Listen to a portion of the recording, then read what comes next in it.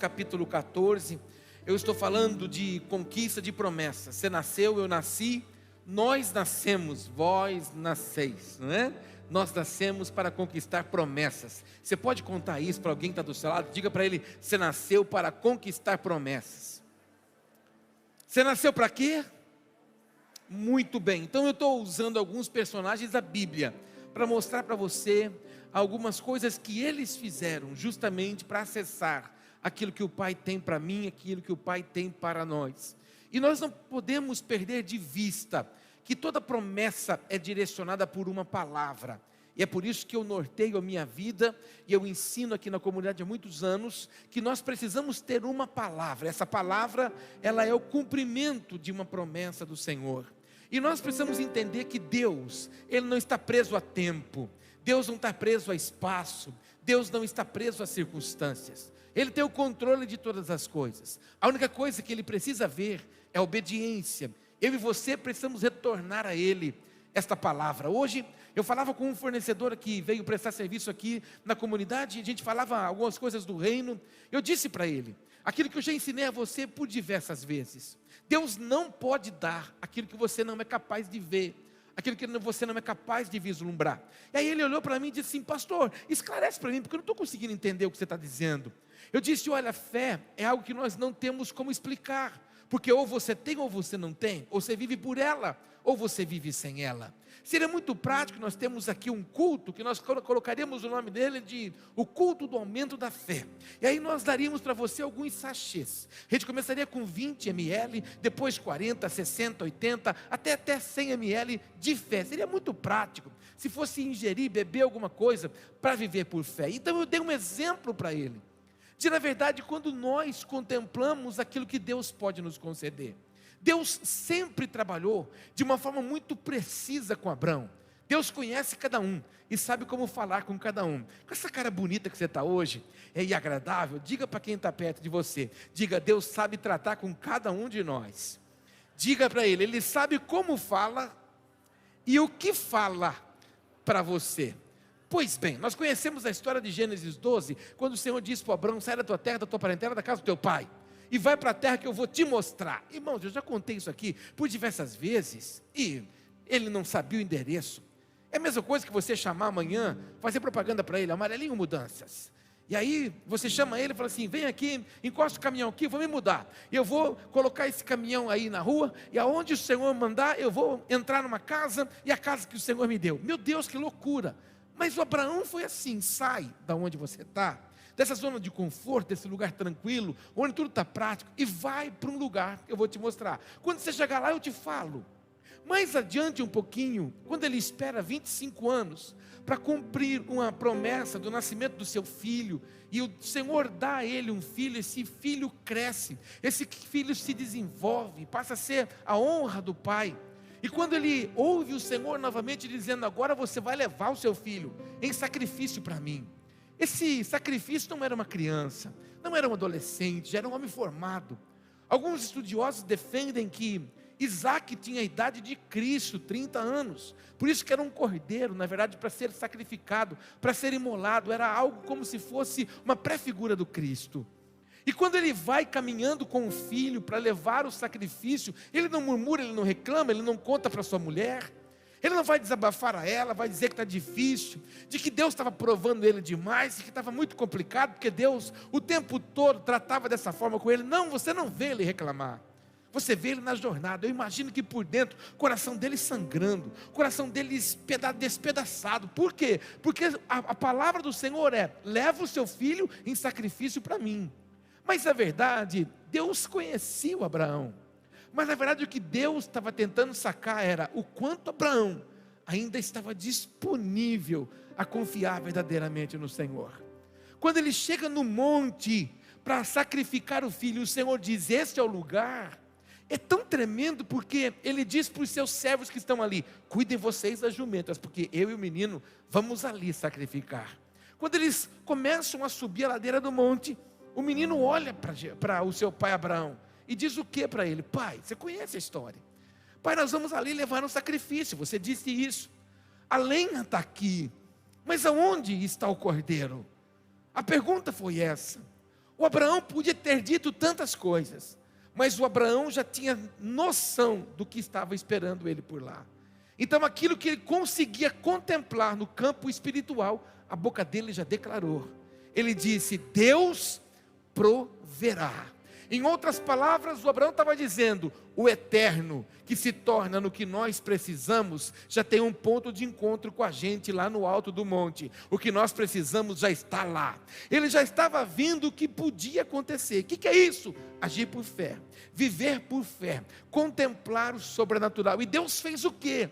Quando Abraão prepara o altar, quando ele coloca tudo sobre o lugar, a lenha para colocar o sacrifício, ele diz para o filho: o sacrifício é você. O filho poderia também ser muito desobediente, descer a ladeira e falar: o quê? Eu como sacrifício? Que nada, o menino vai mansamente para o lugar do sacrifício. E ali Deus não poupa o Abraão também. Abraão toma o cutelo e levanta para matar o filho. Mas quando ele levanta, antes que o cutelo desça, o Senhor brada, e ali no canto já tinha o quê? Já tinha um cordeiro, amarrado no chifre, que significa a morte e a ressurreição de Jesus. Ou seja, aquilo que o Abraão no pé do monte disse, lá o Senhor já preparou a nós a provisão, Ele acaba de contemplar. Em nome de Jesus, que nessas quintas-feiras você possa ter a sua fé alargada e você possa compreender que toda promessa que o Senhor fez para você, se você tiver ousadia para declarar, ousadia para compreender e enxergar, você vai acessar coisas extraordinárias que o Pai tem para você em nome de Jesus. Toda palavra que Ele disse a seu respeito, Ele já está lá nela, esperando você.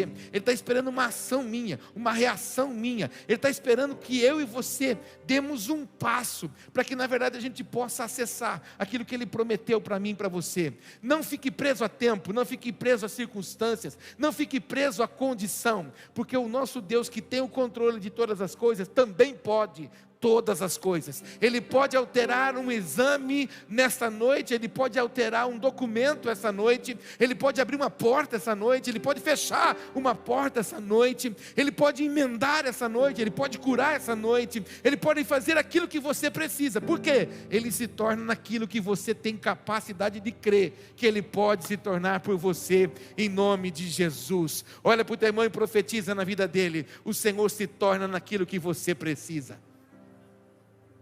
O que o Senhor se torna?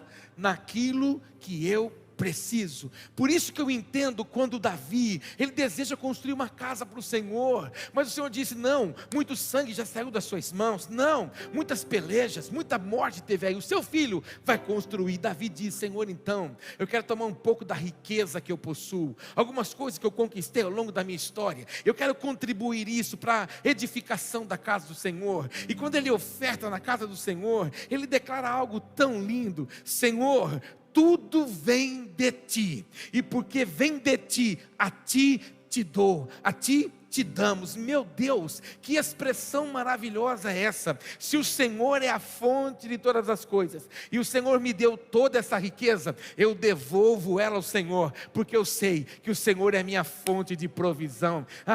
Ministra o irmão para ele não cochilar, fala para ele: Deus é a sua fonte de provisão.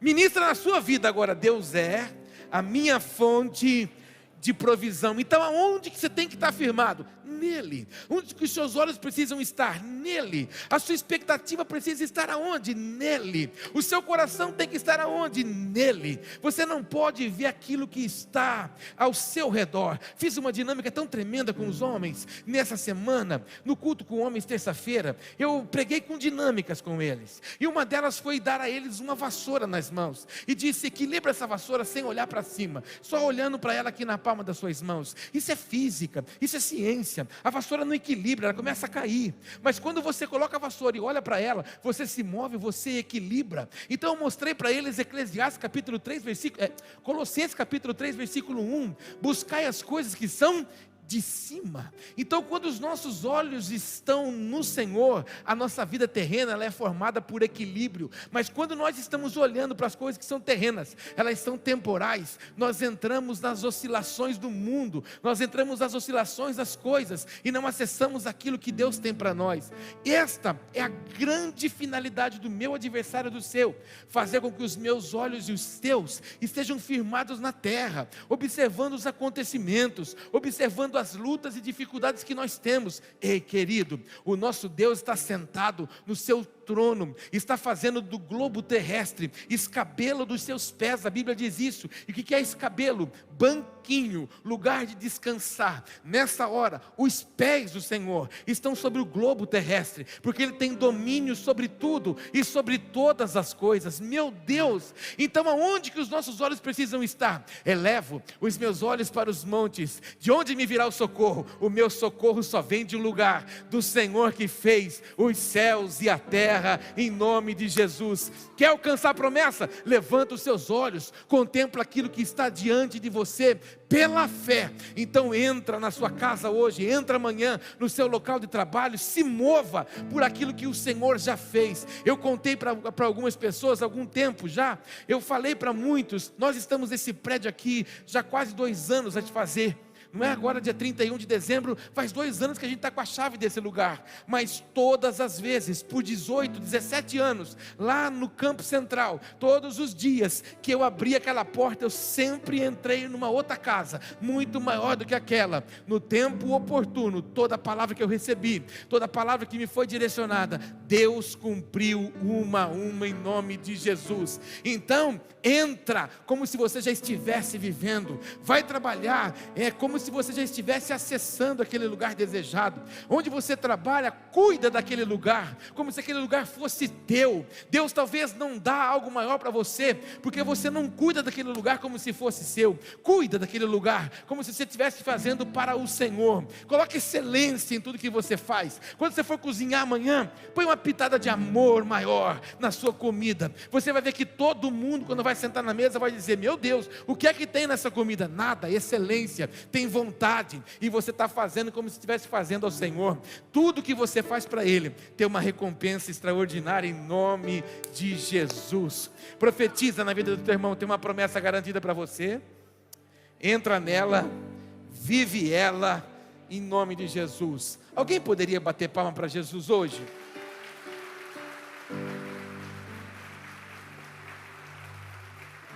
Eu estou orando para você ficar milionário. Eu vou voltar a fita. Eu estou orando para você ficar milionário. Para que você vai ficar milionário? Irmãos, eu estou sentindo o cheiro do óleo diesel. Se eu fosse você, eu já ia fazer propaganda para eles, depois vocês pedem um jabá lá. Se eu fosse você, essa semana já ia dar um rolezinho na marca. Já vai lá. E a hora que o vendedor chegar para te atender, fala: você quer comprar o caminhão? Não, só vim observar o caminhão que eu vou, como milionário, entregar na igreja que eu pertenço. Vai lá ver. Uma vez eu queria muito um carro, né? Alguns anos atrás, eu queria um Vectra. E aí, eu fui ver um Vectra uma vez. Eu tinha um carro, uma Santana Quanto, que nem Satanás queria aquele carro. De tanto problema que ele tinha. E eu falei para a Márcia: vou comprar um Vectra. E aí eu fui ver um Vectra. E aí eu queria muito um Vectra prata, né? E aí eu parei num estacionamento uma vez, que tinha acabado um culto, era de noite já. E eu falei: eu vou dar uma entrada nesse estacionamento aí, eu vou ver aquele Vectra lá. E a Márcia me deixou ver o Vectra. Eu olhei para o Vectra, passei a mão no Vectra, toquei a mão nos pelinhos do pneu do Vectra. Eu botei a mão em tudo no Vectra, fiz assim para olhar lá dentro do Vectra. A hora que eu entrei no carro, a Márcia falou assim para mim: mas mulher é terrível, né, irmão? E profeta é pior ainda. Ela disse assim: o que você vai fazer? Eu falei: fui ver o Vectra, fui tomar posse do Vectra. Ela falou assim: deixa eu te fazer uma pergunta. Eu falei: pode fazer. Diga-me, varoa minha, amada minha, tentando já maciar o coração dela para ela dizer: vai amanhã assinar o papel. Ela disse: qual é a cor do carro que você quer? Eu disse: prata. Ela falou assim: qual é a cor dessa? Eu falei: azul.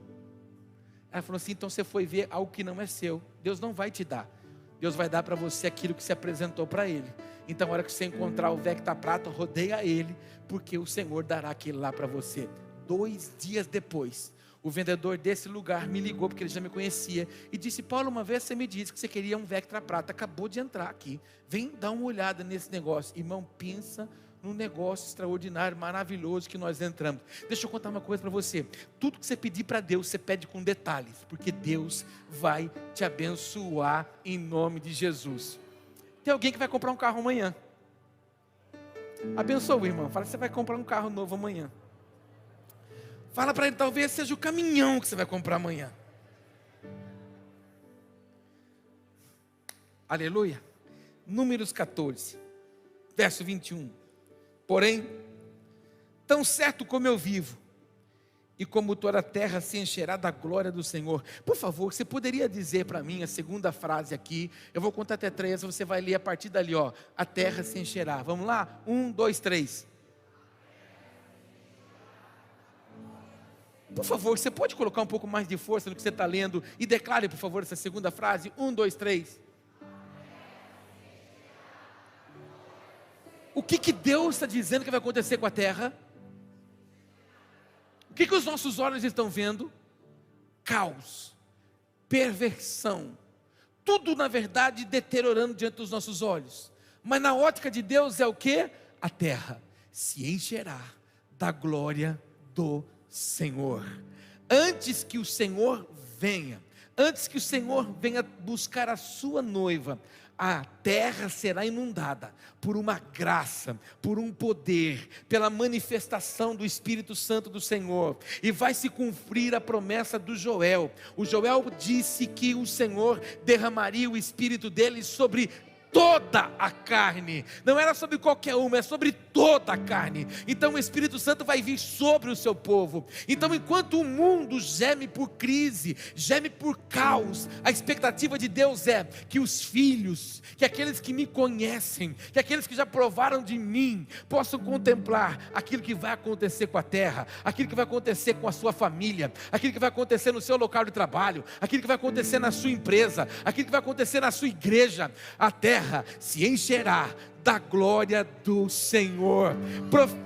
Profetiza para os 2 ou 3 a sua vida e a sua família. Fala para ele: se encherá da glória do Senhor. Amanhã, quando você chegar no seu local de trabalho, você já entra falando que esse lugar seja cheio da glória do Senhor.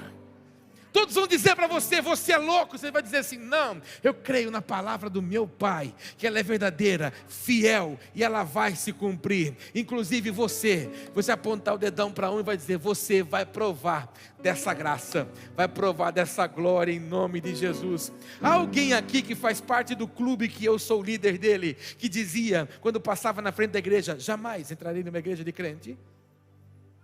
Bem-vindo ao clube.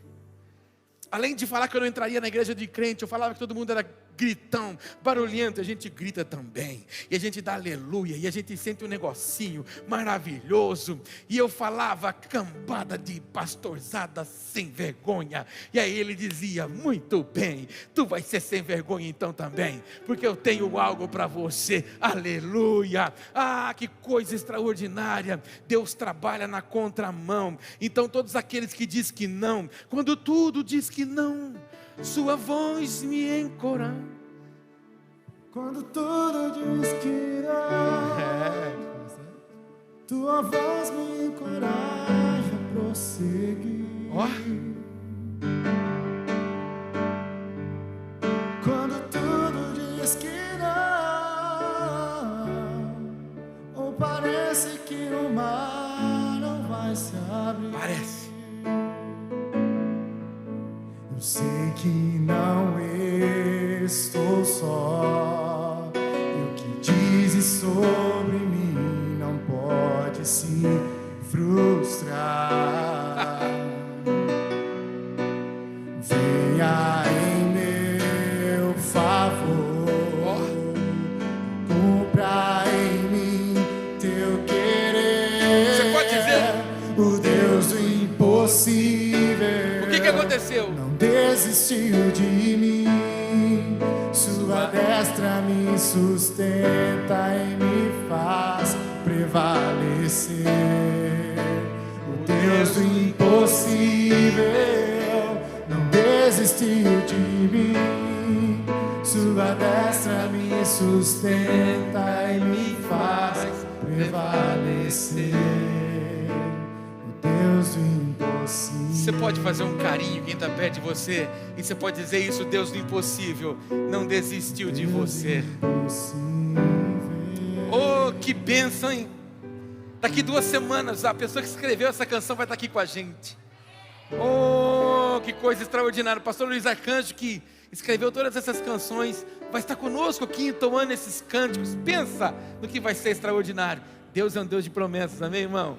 Deus cumpre. O texto continua dizendo no verso 22: nenhum dos homens que tendo visto a minha glória e os prodígios que fiz no Egito e no deserto, todavia se puseram à prova já me puseram à prova 10 vezes, e não obedeceram a minha voz, nenhum deles verá a terra que com juramento prometi seus pais. Sim, nenhum daqueles que me desprezaram a verá. Diga: ninguém que me desprezou verá a terra. Verso 24: porém o meu servo Caleb, visto que nele houve outro espírito, há uma tradução que diz um espírito excelente, e perseverou em seguir-me, eu o farei entrar a terra que espiou, e a sua descendência a possuirá. Eu vou ler esse versículo de novo. Porém o meu servo, vou contar até 3, você vai falar o seu nome. 1, 2, 3. Paulo, visto que nele houve outro espírito, e ele perseverou em seguir-me, eu o farei entrar a terra que espiou, e a sua descendência a possuirá. Como tarefa para você depois na sua casa, você vai ler o capítulo anterior, o capítulo 13. O Senhor chama e pede que se levante as cabeças de cada tribo, os melhores homens, aqueles que eram referência de cada tribo. Chamou os 12 e os enviou, e disse para eles: olha, vocês vão espiar essa terra, a terra que eu já dei a vocês. É uma terra que mana leite e mel. Essa expressão leite e mel tem muitas variantes de interpretação, mas o desejo do Senhor era mostrar para eles: vocês terão agora uma vida abundante. Para nós é uma vida cristã abundante. Outrora éramos escravos de Satanás. Aquele povo, eles eram escravos no Egito, eles padeciam ali, e o Senhor disse para eles: agora eu tenho para vocês um patamar novo, eu tenho para vocês uma história nova. A terra já é de vocês, só vai espiar. Essa caminhada de espiar a terra foram 40 dias. Eu imagino que sejam 20 para ir e 20 para voltar. Vamos falar aí que se eles caminhassem 10 quilômetros por dia, caminhando 20 dias, eles caminharam 200 quilômetros para ir e 200 quilômetros para voltar. Pensa no tamanho, na grandiosidade da terra. Quando eles trazem os frutos, eles se apavoram. Tamanho era a grandeza dos frutos, tamanho era a excelência daquela terra. Por quê? Porque Deus é fiel, e a fidelidade de Deus é caráter dele. Ele não pode negar-se a si mesmo. Ele havia prometido para o povo. Só que quando o povo volta, dos 12 que foram, você conhece, apenas 2 tiveram coragem de expressar o que viram. Vimos ali muitos inimigos, vimos ali muitos gigantes, mas a terra é extraordinária. Os outros 10, olha, a terra é boa, mas lá tem muita gente, tem muito inimigo, tem muito gigante. Inclusive, nós somos para eles como gafanhotos. É assim que ele nos vê. Eles tinham uma mente escrava, segundo aquilo que na verdade eles possuíam vivendo no Egito. Então eles foram para espiar, eles foram para observar a promessa de Deus para eles com uma mente escrava. Então entenda que existem muitas pessoas que saem das suas casas para participar do culto, muitas que já se batizaram, muitas que são até leitoras da palavra de Deus, mas ainda possuem uma mente escrava. Elas não são capazes de contemplar o que Deus pode fazer, e é por isso que eu fiz uma parafrase de muitas coisas que Deus só pode dar o que você enxerga. A única coisa que Deus disse para eles é: contemplem o que eu já dei para vocês. Se aquilo que está lá são inimigos, eles serão alimento para vocês, eles serão despojo de guerra. Aquilo ali vai ser o quê? Nada mais do que triunfo para vocês, vocês vão prevalecer. Mas eles se viram como gafanhotos, se viram como pessoas imprestáveis, se viram como pessoas incapazes. Por quê? Por causa de uma mente escrava, não detentoras daquilo, não podendo, na verdade, acessar aquilo que o Senhor havia prometido para eles. Mas ali tinha Josué e Calebe. Josué depois é aquele que conduz o povo, e Calebe, cheio da graça, cheio do poder de Deus, diz: não, nós vamos entrar. Josué e Calebe rasgaram suas vestes, porque o povo se rebelou, o povo se irou, o povo ficou totalmente transtornado, porque o povo não queria acessar aquilo que Deus prometeu. Há tanta gente que está dentro da igreja, mas tem uma mente escrava, apaixonada pelas coisas do Egito, apaixonada pelos traquejos do Egito, apaixonada pelos mecanismos da Grécia, os mecanismos da Roma, e não contemplando as coisas que Deus tem para nós. Há muitas pessoas com mente ainda escrava, mesmo dentro da casa de Deus.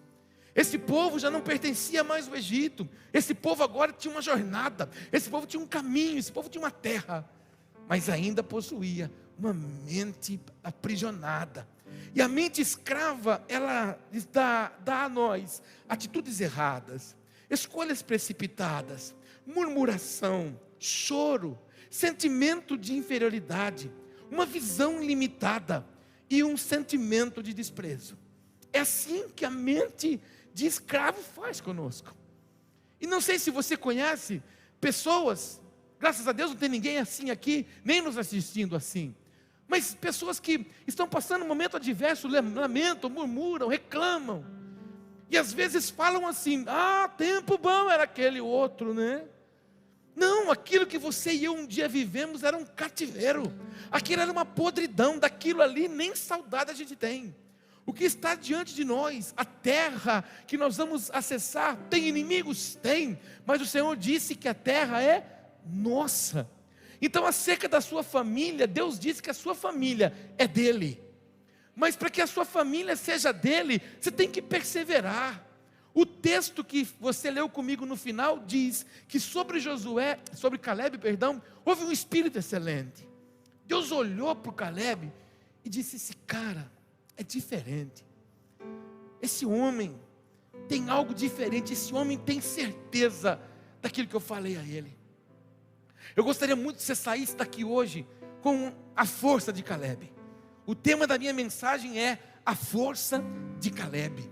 E há uma expressão aqui que é tremenda, porque o texto diz assim, porque ele perseverou em seguir-me.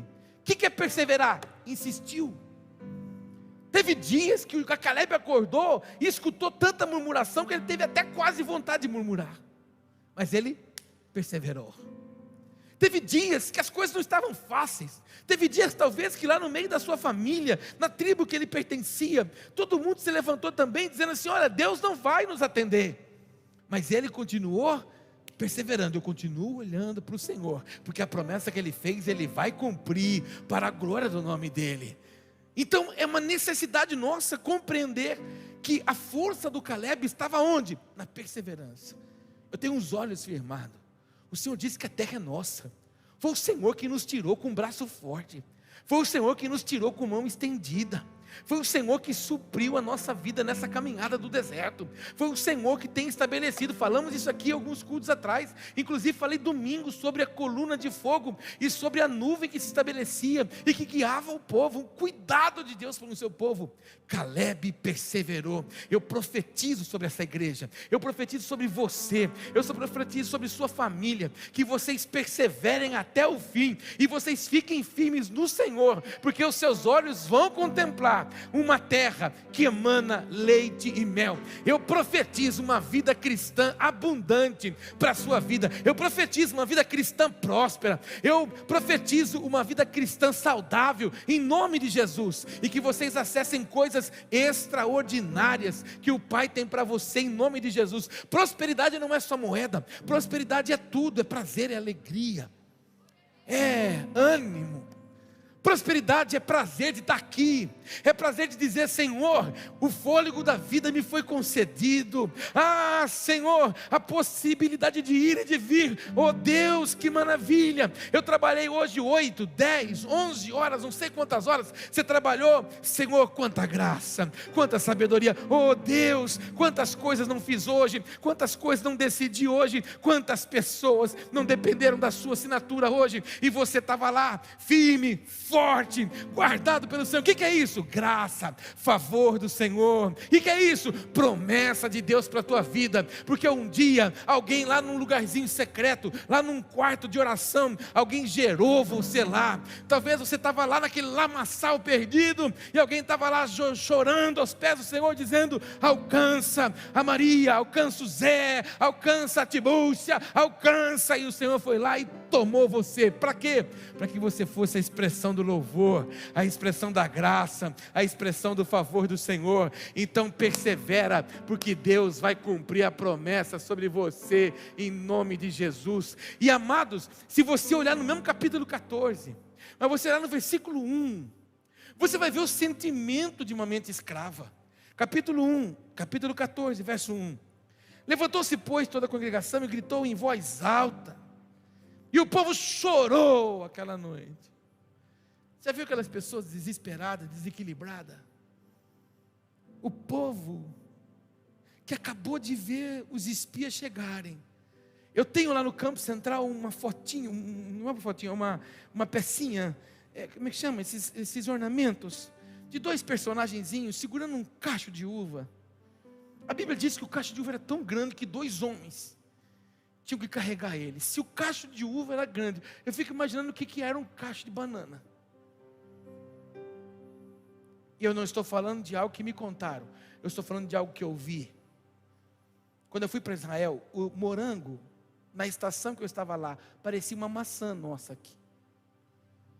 A tâmara que você toma na rua com suco, com romã, eles espremem, o sabor é maravilhoso. É a 2ª maior nação no mundo da produção de tulipas e exportação para todo o mundo. Eles não têm terra, não têm clima como o nosso. Eles têm deserto, mas eles têm uma promessa. E porque eles têm uma promessa, eles lançam sementes, porque sabe que aquele que fez a promessa vai dar o fruto para eles. É a diferença da mente, que não é mais escrava. É uma mente, na verdade, que vive o propósito. E este povo, quando acabou de ver os frutos chegarem, começaram a chorar, começaram a gritar. E quando entrou nesse desequilíbrio emocional, olha o que diz o verso 2. Todos os filhos de Israel murmuraram contra Moisés. Insatisfeitos, procuram começar a usar ataque acima de alguém, né? Começaram a murmurar contra Moisés e contra Arão e contra toda a congregação. E lhes disse: tomara tivéssemos morrido na terra do Egito, ou mesmo nesse deserto. Olha a boca deles, olha a mente escrava. Não sei o que eu estou fazendo aqui. Era melhor ter morrido que está sofrendo desse jeito. Você conhece pessoas? Dá uma olhadinha para o irmão que está do seu lado. Fala para ele: não é você que fala isso não, né? Fala para ele: não é você, né? Porque você conhece alguém que de vez em quando fala: é melhor morrer do que sofrer. Que isso, irmão? Frederico Zanã está cedo para mim. Tá bom? Quero viver as promessas do Pai. Então não permita que a sua boca fale aquilo que você não deseja viver. Profetiza aí sobre o teu irmão. Não deixa essa bocona falar, fala para ele aquilo que você não deseja viver. O que mais que aconteceu com eles? Verso 3. Porque nos traz o Senhor essa terra, irmãos. Como é que chamava a terra que o Senhor prometeu para ele? Que emana. A boca deles disse o quê? Por que Deus nos traz aqui? A ingratidão tomou conta deles. Por que Deus nos traz aqui? Para esta terra, para cairmos a espada, porque tem tanto inimigo lá. E para que nossas mulheres, nossas crianças sejam por presa. Não seria melhor voltarmos para o Egito? Deus não está fazendo, né? Vamos voltar para as velhas práticas. Longe de nós tal coisa. Verso 4. E diziam uns aos outros: levantemos um capitão e voltemos para o Egito. O Moisés não sabe o que está falando. Então vamos levantar alguém entre nós aqui, que nos governe, e vamos fazer meia volta, vamos voltar para a terra do sofrimento. Mas a minha palavra consiste em mostrar para você que sobre Caleb houve um espírito excelente. E o Caleb não se esqueceu da promessa. E eu quero terminar lendo com você a atitude do Caleb, a força do Caleb em Josué, capítulo 14. Abre Josué 14 e fique em pé, por favor. Quero levantar aqui uma geração de Calebes hoje. Fala para o teu irmão, você vai sair daqui um conquistador hoje. Sabe aquelas pessoas que sentam, cruzam braços, assim, fica largado, assim, arranca o sapato, coça o dedo no pé da cadeira? Sabe aquelas pessoas que são sem perspectiva? Você fala para ela, vamos! Ela fala assim, estou cansado. Você fala para ela, vamos! Hoje não estou cansado. Vamos fazer um propósito de oração? Hoje estou cansado. Casamento agora, no casamento. Vamos orar para a gente trocar de casa? Não, tá bom aqui. Para quê? Dá um trabalho, mudar. Vamos fazer um alvo para a gente agora em dezembro. A gente vai trocar a geladeira, a gente vai trocar o fogão, a gente vai trocar. Vamos! Não, tá bom. Isso aqui tem um apego nisso aqui de quando eu casei. Sabe aquelas pessoas que não têm perspectiva? Esse foi o povo que o Senhor fez uma promessa. Tem uma terra linda para vocês, entra nela. Que vocês vão entrar nessa terra e viver, vocês jamais imaginaram que vocês poderiam acessar. Amado, como nós somos limitadores daquilo que Deus tem para nós. Caleb, o tempo passou, os anos se passaram, mas o Caleb continuou olhando para onde? Promessa. O Senhor havia prometido que para ele, para Josué, havia uma parte da terra, porque eles foram fiéis ao Senhor. E disse mais para ele, você leu comigo, você vai ter acesso à terra, e a sua descendência possuirá. A sua postura de fé traz bênção para todas as pessoas que estão ao seu redor. Diga para o teu irmão, a sua postura de fé traz bênção para as pessoas que estão ao seu redor. O que traz? Bênçãos para as pessoas que estão ao seu redor. Eu amo muito personagens bíblicos. O que mais me afeta, o que mais me impulsiona, que me encoraja é Neemias. É o personagem que eu gosto. Atitudes de ousadia e de fé daquele homem. Mas esse Caleb, o que ele faz aqui é o que falta para muitos de nós. Josué capítulo 14, no versículo 6 diz assim: chegaram os filhos de Judá a Josué em Gilgal, e Caleb, filho de Jefoné, o quenezeu, lhe disse, olha o que o Caleb disse, é um texto conhecido no nosso meio. Tu sabes, Josué, o que o Senhor falou a Moisés, homem de Deus, em Cades Barneia, lá em Números 14, o local onde eles estavam era Cades Barneia. O que ele disse lá a respeito de mim e de você. Ô Josué, eu não sei se você lembra, mas eu lembro. Eu lembro que ele falou acerca de mim e o que ele falou acerca de você. E o que ele falou? Versículo 7. Tinha eu 40 anos, quando Moisés, o servo do Senhor, me enviou de Cades Barneia para espiar a terra. E eu lhe relatei como sentia no meu coração. Ele disse, vai lá e espia a terra. Eu fui, eu vi. E aquilo que eu vi eu contei para ele. Verso 8.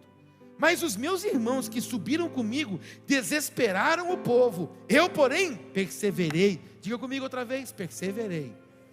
A força do Caleb estava onde? Na perseverança. Enquanto alguns naufragaram, Caleb perseverava. Enquanto alguns voltavam para trás, Caleb perseverava. Enquanto alguns murmuravam, Caleb perseverava. Enquanto alguns reclamavam, Caleb perseverava. Enquanto alguns não queriam mais andar, Caleb perseverava. Essa é a diferença que eu e você precisamos fazer aonde estamos. Talvez o que a sua família está precisando ver para estar com você na igreja é um pouco mais de perseverança sua e menos murmuração e menos reclamação e menos anunciar fracassos. Conta para eles todas as vitórias, conta para eles tudo o que o Senhor tem feito em você, por você e através de você. Diga comigo: Caleb perseverava. Antes da gente continuar a leitura, faz um ato profético. Diga para o teu irmão: saia daqui hoje um Caleb. Se for mulher, fala uma Caleba. Isso. Você nem se existe essa conjugação. Uma Caleba. Bênção.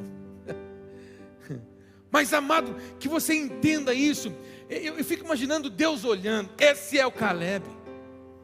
Esse é o cara. Esse não desiste. Os olhos dele estão fitos em mim. O texto continua.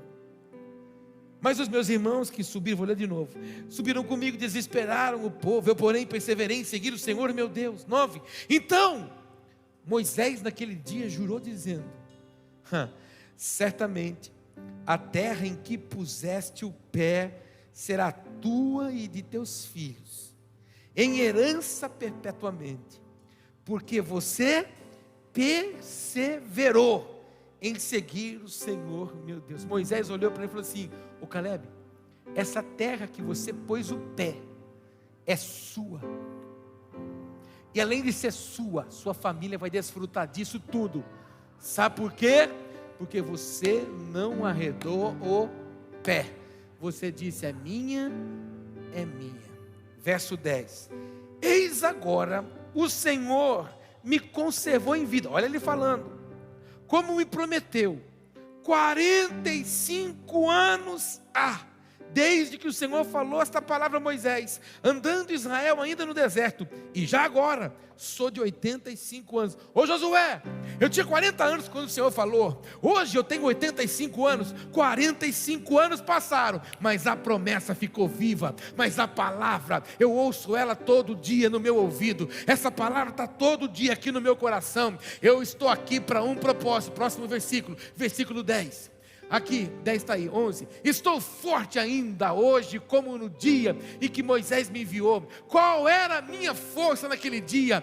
Tal ainda agora para o combate, tanto para sair a ele como para voltar. Ei Josué, eu estava tão vigoroso com 40 anos, eu estava no ápice da força, 45 anos passaram, eu até tomei o gagazinho, mas eu estou tão forte como aquele dia. Essa palavra me sustentou, essa palavra me sustentou, me nutriu. Irmãos, aqui tem uma chave, eu estou pronto para entrar e estou pronto para sair. Tem gente que sabe entrar, mas tem gente que não sabe sair. Tem gente que não sabe entrar e também não sabe sair. Numa peleja, você tem que saber como entra e você tem que saber como sai. Ele disse: aquele dia eu tinha vigor, eu tinha ânimo. 45 anos passaram, até tem umas ruguinhas aqui, não deu para colocar botox, só uma babosinha no cabelo. Mas eu vou falar uma coisa para você: peitinho de pomba está regimentadinho, e eu estou pronto para acessar essa terra, porque essa terra é minha. Verso da frente, verso 12, olha o que diz no verso 12: quem é o homem que teve... Opa, isso aí é a canção. Volta lá na Bíblia, por favor. Isso aí é a canção, né, irmão?